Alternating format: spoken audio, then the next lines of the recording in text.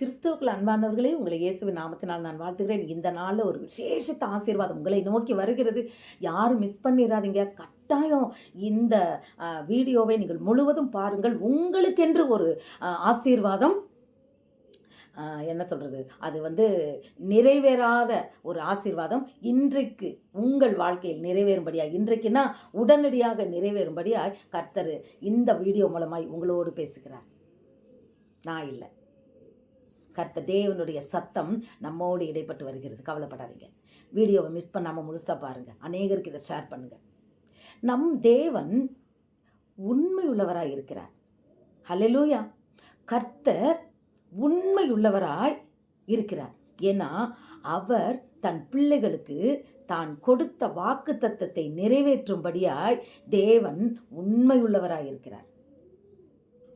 அது என்னோட வாழ்க்கையில் எப்படி நிறைவேறுச்சு அப்படின்றத குறித்து இன்றைக்கு நான் சொல்கிறேன். அவர் உண்மையுள்ளவராக இருக்கிறான்றதுக்கு அடையாளம் என்னன்னா, எத்தனையோ வருஷம் கழிச்சு அந்த ஆசீர்வாதம் என்னன்னா, நீ இன்று முதல் ஆசீர்வாதமாக இருப்பாய் அப்படின்னு சொல்லிட்டு சும்மா ஒரு பேசுனாங்க சர்ச்சில். அது அப்போல்லாம் சரியாக எனக்கு அந்த சத்தம்லாம் காதில் கேட்காதுப்பா. ஏதோ பாஸ்டர் வருவார், இப்படிம்பாருன்னு ஒரு சிஎஸ்ஐ சர்ச்சுக்கு தான் போவேன். எனக்கு பைபிளே தெரியாதனால அவர் என்ன பேசுகிறாருன்னு எனக்கே தெரியாது. மோசையை பற்றி பேசினார்னா நான் பின்னாடி தான் உட்காந்துருப்பேன். அப்போ அவர் பேசினார்னா ஏதோ பேசுவார், கையை இப்படியெல்லாம் ஆட்டி இப்படிம்பார். என்னமோ இப்படி பார்ப்பேன். சரி, எப்போ முடியும், எப்போ காணிக்க போடலாம், எப்போ போகலாம், அப்படி தான் இருப்பேன். தெரியாது. ஆனால் அந்த வாசலை விட்டு நான் வெளியே வரும்போது அந்த இதில் அன்றைக்குன்னு சொல்லி ஒரு கடை போட்டிருந்தாங்க. டெய்லி இருக்காது, எப்போமோ சிஎஸ்ஐ சர்ச்சுன்றதுனால டெய்லி இருக்கு. அன்னைக்கு யாரோ வாசலில் அந்த கடை போட்டிருக்கிறதுல அதில் ஒரு இதில் ஒரு அழகான ரோஜா பூ. அதை பார்த்து தான் டக்குன்னு என்னன்னு சொல்லி பார்த்தேன். ஒரு படத்தில் அதில் போட்டிருந்தது, இன்று முதல் நீ ஆசீர்வாதமாக இருப்பாய், இன்று முதல் நீ ஆசீர்வாதமாக இருப்பாய். உடனே அது எனக்கு ரொம்ப பிடிச்சிருந்தது.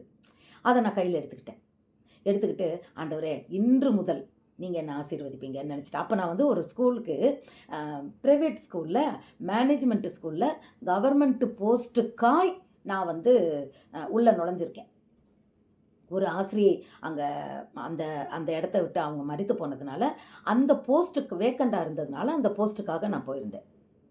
அப்போ கட்டாயம் அந்த போஸ்ட் எனக்கு கிடைக்குன்ற நம்பிக்கையில் 100க்கு 100. நான் மட்டும் இல்லை, நான் பழைய வேலை பார்த்த ஸ்கூலில் கூட சொன்னாங்க, டீச்சர் நீங்கள் அங்கே போனீங்கன்னா உங்களுக்கு கட்டாயம் போஸ்டிங் கிடைக்கும் அப்படின்றதுனால நான் அந்த ஸ்கூலுக்கு போனேன். எனக்கு அந்த போஸ்டிங் நல்லா சின்சியராக வேலை செஞ்சேன்.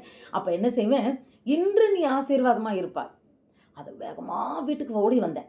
பீரோவில் அழகாக அதை ஒட்டிட்டு என்ன நம்பினேன்னா, நாளைக்கு திங்கக்கிழமை நம்ம ஸ்கூலுக்கு போகிறோம், அட்டெண்டன்ஸ் ரிஜிஸ்டரை ஓப்பன் பண்ணுறோம், நம்ம பேர் க்ரீன் இங்கில் எழுதியிருக்கும். ஏன்னா யாருக்கெல்லாம் கவர்மெண்ட் போஸ்ட்டு சேங்ஷன் ஆகிருக்கோ அவங்கள அன்றைக்கி என்ன பண்ணுவாங்க, அதில் க்ரீன் இங்கில் எழுதி வருவாங்க.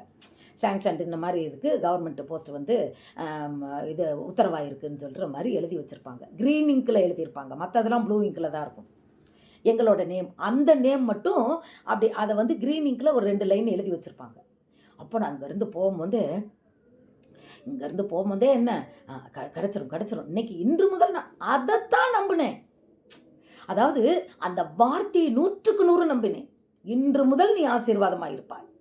அப்போ இன்னைக்கு நமக்கு என்னோட ஆசீர்வாதம் அந்த கவர்மெண்ட் வேலை தான்றதுனால தான் போகிறேன், அப்படி நான் நினச்சிருக்கேன்.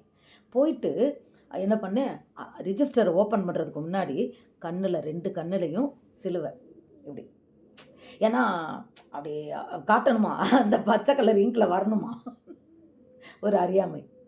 ஓப்பன் பண்ணி பார்க்குறேன், இல்லை. அடுத்த மாதம் பார்க்குறேன், வருஷ கணக்கில் பார்க்குறேன், அடுத்த வருஷம் பார்க்குறேன். ஏன்னா அதுக்கு ஒரு கண்டிஷன் இருக்குன்றதே எனக்கு தெரியல.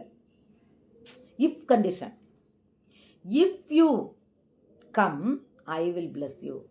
இது சும்மா உதாரணத்துக்கு சொல்கிறேன். நான் அதாவது நம்ம சொல்லிக் கொடுக்குறோம்ல, இஃப் கண்டிஷனல்னு சொல்லி இங்கிலீஷில். இஃப் அப்படின்னா இது செஞ்சா இது நடக்கும், அப்படி ஒரு சென்டென்ஸ். அப்போ கர்த்தர் நமக்கு அநேக இஃப் கண்டிஷனல்களை வேதத்தில், அநேக இல்லை, வாக்குத்தத்தங்கள் ஒவ்வொன்றுக்கும் இஃப் கண்டிஷனலை அவர் வைத்திருக்கிறார். அது எனக்கு அப்போ தெரியல. அது மட்டும்தான் நினச்சிக்கிட்டேன். எப்படி இப்போ 2 கை இருக்குமா, 2 கை தட்டுனாதான் ஓசை. ஒத்த கையே எப்படி நான் தட்ட முடியும்? புரியல. அது மாதிரி எனக்கு புரியல. அதுவும் இதுவும் தேவன் சொன்ன அது நம்ம அந்த வாக்குத்தத்தம் நிறைவேறுவதற்கு முன்னால போட்ட கண்டிஷனும் இந்த வாக்குத்தத்தமும் ஒன்றாக இருக்கிறது. இது நிறைவேறினா தான் அது நிறைவேறும். இஃப் அது நான் நிறைவேற்றல எனக்கு தெரியாது. ஏன்னா என் கண்ணு குருடா இருந்தது, என் காது செவிடா இருந்தது, இருதயம் அடைக்கப்பட்டு இருந்தது. கர்த்தருக்கு அங்கே இடம் இல்லை. உலகத்தின் காரியங்களுக்கும் உலகத்தின் ஆசீர்வாதங்களுக்கு தான் அங்கே இடம். அப்படித்தான் வாழ்ந்து கொண்டிருந்தேன். பதவி, கவர்மெண்ட் வேலை கிடைச்சிடாதா, இதுக்குத்தான் நான் வாழ்ந்து கொண்டிருந்தேன். கிடைக்கல. வேலையெல்லாம் விட்டுட்டு வீட்டில் இருந்தேன். ஏன்னா நிறைவேறலை. வேலையை விட்டுட்டு வீட்டில் இருந்தேன். ஏன்னா புது வீடு வாங்கிட்டோன்னு சொல்லி இங்கே வந்துட்டோம். அப்போ கூட பாருங்களேன், அந்த வாக்கு தத்தத்தெல்லாம் வச்சு நான் ஜெபிக்கும் போது கூட இன்று முதல் நீ ஆசீர்வதிப்பாயின்றதை நான் எதுக்கு வச்சேன்னா கவர்மெண்ட் போஸ்ட்டுக்கு மட்டும்தான் வச்சுருந்தேன். கிடைச்சிச்சு. ஆனால் ஆண்டவர் வீடெல்லாம் கொடுத்தாலாம் எனக்கு தோணலை. இன்று முதல் ஆசீர்வதிப்புன்றது வீடுக்குன்னு எனக்கு தோணலை. இங்கே வந்த உடனே என்னால் 30 கிலோமீட்டர் அலைஞ்சி போக முடியலை. அதனால் வேலையை விட்டுட்டு வீட்டில் இருந்து பிள்ளைங்களும் வேகம் பக்கத்தில் ரொம்ப அவங்களும் 7 மணிக்கெல்லாம் போயிடுவாங்க. நான் வீட்டுக்கு வர்றதுக்கு 8 மணி ஆகும். ரொம்ப என்னால் முடியலைன்னு அப்போ பொண்ணு +2 படிச்சுட்டு இருந்தா. அவள் சொன்னா, அம்மா என்னாலேயும் உனக்கு ஹெல்ப் பண்ண முடியலை, நீயும் கஷ்டப்படுறம்மா, நீ பேசாமல் வேலையை விட்டுட்டு வீட்டில் இருமான்னு சொன்னான்னு. ஏன்னா நான் கிடைக்கலையே, இந்த குறைஞ்ச சம்பளத்துக்கு எதுக்கு போகணும் அப்படின்றதுக்காக அந்த வேலையை விட்டுட்டு. ஏன்னா கவர்மெண்ட் போஸ்ட்டுன்றதுக்காக இன்னும் சொல்லப்போனால் ஒன்றுமே இல்லை, சம்பளம்னே அதை சொல்ல முடியாது. அப்படிப்பட்ட ஒரு இதுக்கு தான் போனேன், சம்பளத்துக்கு தான் நான் வேலைக்கு போனேன். ஆனால் அதனால் அதை வேலையை விட்டுட்டு வீட்டில் இருந்தேன் மகிழ்ச்சியாக. அப்போ தான் என் தேவனுடைய அந்த சத்தியத்தை, என்னோடய வேதத்தை கையில் எடுத்தேன். கர்த்தர் என்னை தெரிந்து கொண்டதனுடைய அந்த சத்தியத்தின் ஆழத்தை, அது மட்டும் இல்லை தேவனுடைய மகத்துவங்களையும் தேவனுடைய உன்னதங்களையும் நான் அறிந்து கொண்டது அதுக்கப்புறம் தான். அதை அறிந்து கொண்டவுடனே என்னை தேவனுக்கு நான் ஒப்பு கொடுத்தேன். என்னை தேவனுக்கு ஒப்பு கொடுத்து நான் ஊழியத்துக்குன்னு சொல்லி நான் கர்த்தரிடத்துக்கு என்னை ஒப்பு கொடுத்த அந்த மாதம் அவர் சொன்ன வாக்கு தத்தத்தை என் தேவன் மறக்கலை. அவர் உண்மை உள்ளவர், நான் மறந்துட்டேன். அவர் உண்மை உள்ளவர், அதை அப்படியே நிறைவேற்றினார்.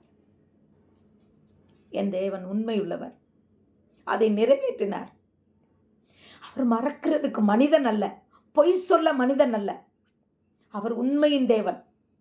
ஆனால் நமக்குத்தான் அந்த கண்டிஷன் தெரியல. என்ன செஞ்சால் என்ன கிடைக்கும்? ஏன்னா அவர் என்னை 16 வயதில் அழைத்தார். அது இந்த அழைப்பின் சத்தம் என் காதில் அப்போ கேட்கல. நான் உலகத்தில், அதாவது சாதாரணமாக இப்போ சனிக்கிழமை ஒரு துணியெல்லாம் துவைக்கணும், நிறையா வேலை இருக்குது அப்படின்னு சொன்னால் 3 மணி நேரமும் சினிமா பாட்டு தான் வீட்டில் ஓடும். அதை கேட்டுக்கிட்டே வேலை செஞ்சால் என்ன ஆகும்னா, துணியை துவைக்கலாம், வீடு வாசல் துடைக்கலாம், வீட்டு சமையல் பண்ணலாம், டயர்ட்னஸ் இல்லாமல் வேலை செய்யலான்னு சொல்லி 3 மணி நேரங்களும் சினிமா பாட்டு கேட்டவ தான். கல்லூரியில் படிக்கும்போது அந்த பிள்ளைங்கள்லாம் என்னை சுற்றி வந்துட்டு, நீ நல்லா கதை சொல்கிற, எங்களுக்கு சினிமா கதை சொல்லும்பாங்களா, அந்த வீக்கெண்டு போய் லீவில் எல்லாம் பார்த்த கதையை அந்த பிள்ளைங்களுக்கு அப்படின்னு நான் சொல்லுவேன். அதாவது கர்த்தர் நமக்கு கொடுத்த தாளந்தை வீணாய் அதை அவருக்கென்று பயன்படுத்தாமல் நான் உலகத்துக்காய் நான் வாழ்ந்தேன். அவர் முன்குறித்தது நிறைவேறவே இல்லை என் வாழ்க்கையில். அது அவர் முன்குறித்தது நிறைவேறும், ஆனால் நான் அதுக்கு என்ன ஒப்பு கொடுக்கல. என்றைக்கு உண்மையாய் அவருடைய சத்தத்தை நான் கேட்டேனோ, அந்த வாக்கு தத்தம் எனக்கு ஆம் என்றும் ஆமென் என்றும் நிறைவேறிற்று. நம்ப முடியாமல் நிறைவேறிற்று. ஹல்லேலூயா. பிரியமானவர்களே, இன்றைக்கும் நீங்கள் வாக்கு தத்தம் இதெல்லாம் கொடுத்தாரு, எல்லாம் ஒன்று கூட நடக்கலைன்னு நினச்சிட்டு இருக்கீங்களா? இன்றைக்கு வேதத்தில் எல்லாத்துக்குமே என்ன இருக்குது தெரியுமா? அது எனக்கு அப்போ தெரியல. இஃப் கண்டிஷன் ஒன்று இருக்குது. நாங்கள் டீச்சரை, அதாவது பாடம் நடத்தும் போது இங்கிலீஷில் ஒரு கிராமரில் வரும், இஃப் கண்டிஷனல் அப்படின்னு வரும். அப்படின்னா இதை செஞ்சால் அது அப்படின்றது மாதிரி வரும். If you come early you will see you will get அப்படின்னு வரும். இதை நீங்கள் செஞ்சால் இது நடக்கும். அப்போது உண்மையில் சொல்கிறேன் பிரியமானவர்களே, தெளிவாக இந்த சத்தத்தை கேளுங்க. ஒவ்வொரு வாக்கு தத்தங்களும் நிறைவேறுவதற்கு முன்பாக, அவர் கொடுப்பதற்கு முன்பாக அவர் ஒரு கண்டிஷன் வைக்கிறார். அந்த கண்டிஷனை யாருமே படிக்கிறது இல்லை. ஆனால் வாக்கு தத்தங்களை மட்டும் நாம் சுதந்திரத்துக் கொள்கிறோம். ஏன்னா கண்டிஷனை நம்ம கையில் கொடுக்க மாட்டாங்க. இப்போ சர்ச்சில் வாக்கு தத்தங்கள் கொடுக்குறாங்கன்னா வாக்கு தத்தத்தை தான் நம்ம கையில் கொடுப்பாங்க. இது உனக்கு இந்த வருஷத்து வாக்கு தத்தம், மாதம் வந்தேன்னா இது இந்த மாதம் உனக்கு வாக்கு தத்தம். அது ஏன் எப்போ நிறைவேறும்னு அவங்க சொல்கிறதே இல்லை. அப்போ அந்த வாக்குத்தத்தத்தை நம்ம கையில் வச்சுக்கிட்டு பேன்னு முழிக்கிறோம். ஏன் தெரியுமா? இப்போ ஒரு செக் இருக்குது. அந்த செக்கில் ஆண்டவர் கையெழுத்து போடணும்ல. சாரி, செக்கில் இப்போ நம்ம கையெழுத்து போடணும்ல. நீங்கள் ஒரு பேங்க்குக்கு போகிறீங்க, எல்லாமே எழுதியிருக்கிறீங்கப்பா. எவ்வளோ பணம்னு எழுதியிருக்கிறீங்க, உங்கள் பேங்க் அக்கௌண்ட் எழுதியிருக்கிறீங்க, உங்களோட சலான் ஃபுல்லாக அழகாக பூர்த்தி பண்ணியிருக்கிறீங்க. ஆனால் உங்கள் கையெழுத்து இல்லாதபடி நீங்கள் கொடுத்தால் அந்த அது செல்லுமா? நீங்கள் பணம் வாங்க முடியுமா? அதுபோல்தான் கர்த்தர் அந்த வாக்குத்தத்தத்தை நாம் அதற்குள்ள கண்டிஷனை நாம் நிறைவேற்றும் போது அவர் ஒரு கையெழுத்து போடுறாரு. அப்போ நமக்கு அந்த வாக்குத்தத்தத்துக்கு ஆமான்னு ஒரு சைன் பண்ணுறாரு, நம்மை வந்து அடைகிறது. ஹல்லேலூயா! அவர் சைன் போடணும். எப்போ போடுவார்னா அந்த கண்டிஷனுக்கு நம்ம கீழ்ப்படியணும். அப்போ கண்டிஷன் எங்கே இருக்குது? வாசித்து பாருங்க. ஒவ்வொரு வாக்குத்தத்தத்துக்கு முன்பாக கண்டிஷன் இருக்கும். அதை நாம் தெளிவாக நாம் அதை வாசிக்க வேண்டும், வேதத்தை. அதுக்கு தான் அடிக்கடி நான் சொல்கிறேன், சத்தியத்தை அறிவீர்கள், சத்தியம் உங்களை விடுதலையாக்கும். சத்தியத்தை அறிவீர்கள், சத்தியம் உங்களை விடுதலையாக்கும். நான் வேதத்தை தெளிவாக நாம் வாசிக்க வேண்டும். அந்த கண்டிஷன், ஒரு பிளஸ்ஸிங்ஸ், ஒரு வாக்குத்தத்தோன்னே நான் முன்னாடி அதை தேடுவேன். இதுக்கு என்ன சொல்லியிருக்கிறாரு? ஏன்னா அதை முதல்ல கொஞ்சம் அசால்ட்டாக வாசிட்டாலும் இதை இது வந்திருக்கா, இது முக்கியமான ஒரு இடம்னா திருப்பி போகணும் நம்ம. அப்படி அதை கண்டுபிடித்து அதன்படி நாம் நம்மை திருத்தி கொள்ளும்போது, அந்த வார்த்தைக்கு நம்மை ஒப்பு கொடுக்கும்போது சைன் பண்ணுறாரு நம்ம அப்பா. இந்தா கிராண்டட், உனக்கு இந்த வாக்கு தத்துவம் ரெடி, வச்சுக்கோ அப்படின்னு கொடுக்குறாரு. அதை லேட் ஆக்குறதும் சீக்கிரமாக்குறதும் நம்ம கையில் தான் இருக்கு. நான் ரொம்ப லேட் ஆக்கிட்டேன், நீங்கள் அவ்வளோ லேட் ஆக்காதீங்க. இன்ஸ்டன்ட்டு தோசை, இன்ஸ்டன்ட்டு ரவா இது பூரின்றது வந்து மசால்ன்ற மாதிரி வாக்குத்தத்தங்களை இன்ஸ்டண்ட்டாக பெற்றுக்கொள்ளணும்னா நாம் இன்ஸ்டண்ட்டாக தேவனுடைய அந்த கண்டிஷனை நாம் நிறைவேற்ற வேண்டும். அப்பொழுது நிச்சயமாக கர்த்தர் உடனடியாக கையெழுத்து போட்டு நம்ம கொடுத்துருவாரு. என்ஜாய் பண்ணுங்க. எல்லா வாக்குத்தத்தங்களும் ஒன்றா இல்லை, எல்லா வாக்குத்தத்தங்களும் உங்களுக்கு தான். சுதந்திரித்துக் கொள்ளுங்க. அவர் கொடுக்கறது மாத்திரம் இல்லை பிரியமானவர்களே, நாம் எடுத்துக்கொள்ளலாம். அதுதான் வேதம். நீங்க எடுத்துக்கிங்க, அதுல கொட்டி கிடக்கு. யாருக்கு? அவருடைய பிள்ளைகளுக்கு. அவருடைய பிள்ளைகளுக்கு. அப்பா இறந்த உடனே அவர் உயில் எழுதி வச்சுட்டு போறதெல்லாம் பிள்ளைகளுக்கு தானே. அவர் கொடுக்கணும்னு அர்த்தம்ல, அவங்களே எடுத்துப்பாங்கல்ல. நம் தேவன் நமக்காக இந்த உலகத்திற்கு வந்தார். அவர் நமக்கு வைத்திருக்கிறார். அவர் கொடுத்த இந்த ஆசீர்வாதங்கள், அதை பிசாசு கெடுக்கக்கூடாது பிரியமானவர்களே. பிசாசுக்கு எதிர்த்து நிற்க வேண்டும். இன்றைக்கு உடனடியாய் பெற்றுக்கொள்ளும்படியாய் உங்களுக்கு என்னென்ன வாக்குத்தத்தங்கள் இதுவரைக்கும் நிறைவேறலையோ அதுக்கு என்ன கண்டிஷன் சொல்லி பைபிளில் நீங்கள் தேடி அந்த முதல் அதிகாரமோ இல்லை அந்த அதிகாரத்திலையோ வாசித்து பாருங்கள். நிச்சயமாக அது உங்களுக்கு புரியும். ஆண்டவரே, எனக்கு நான் இது நிறைவேறதுக்கு என்ன நீர் சொல்லி இருக்கிறீர், அது எனக்கு காது கேட்குறபடி நீங்கள் பேசுங்கப்பான்னு ஜெபம் பண்ணி வாசிங்க. கர்த்தர் நடத்துவார். அதன்படி உங்கள் வாழ்க்கை மாறும்போது இன்ஸ்டண்ட்டாக அந்த எல்லா வாக்குத்தத்தங்களும், அவர் எத்தனை வாக்குத்தத்தங்கள் கூட அவரால் முடியாது ஒன்றுமே இல்லை, எல்லாவற்றையும் நிறைவேற்ற போதுமானவராக இருக்கிறார். ஹல்லேலூயா! உடனே வாக்குத்தத்தத்தை பெற்றுக்கொள்வோம். God bless you.